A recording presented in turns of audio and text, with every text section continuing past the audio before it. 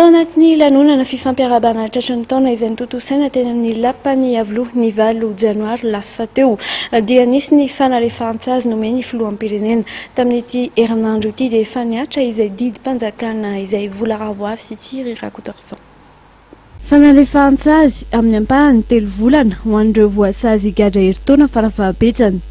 Fanalefahan-tsazy amin'ny ampahany 1 bolana ho an'ireo olona voasazy gadra herintaona ka hatramin'ny 3 taona. Fanalefahan-tsazy amin'ny ampahany herintaona ho an'ireo olona voasazy gadra 3 taona ka hatramin'ny 5 taona. Fanalefahan-tsazy amin'ny ampahany herintaona sy tapany ho an'ireo olona voahelika amin'ny sazy tsy azona fahalalahana mihoatra ny 5 taona.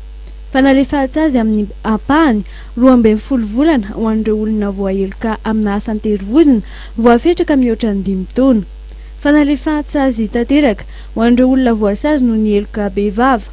Efa 5 taona ampigadrana ka efa feno 80 taona amin'ny vaninandro nandraisana izao didim-panjakana izao.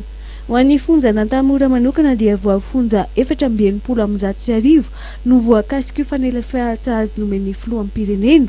Taorian'ny nivoahany didim-panjakana mikasika ny fanalefahan-tsazy nanomboka ny alarobia lasa teo dia efa nisy ny voafonja nivoaka ny fonja. Raha ny eto amin'ny fonjabe Nantamora no resaina ny nahazo fanenana-tsazy ny bénéficiaire zany dia nahatratra 720 amin'ny 100 sy arivo. Ny isan'ny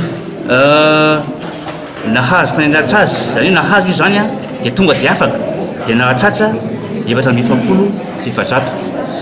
Ny nahazo fa mbola tsy afaka izy zany dia mahatratra hatramin'ny 20 sy 700.